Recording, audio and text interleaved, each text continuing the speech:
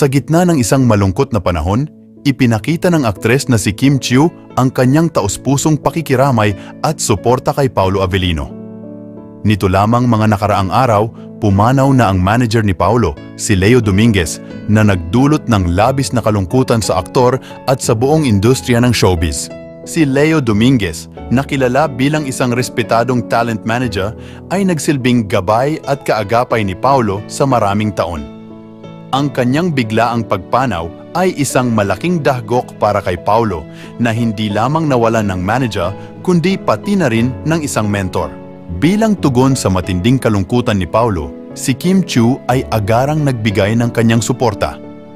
Ayon sa ilang sources, si Kim ay naglaan ng oras upang makipag-usap kay Paulo at iparating ang kanyang pakikiramay.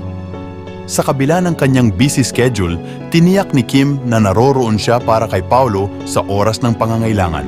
Sa kabila ng kalungkutan, naging inspirasyon ang pagkilos ni Kim para sa marami, lalo na sa mga nasa loob ng industriya ng showbiz. Ang kanilang samahan ay naging halimbawa kung paano ang pagkakaibigan at pagmamahal ay maaaring maging sandigan sa oras ng matinding kalungkutan.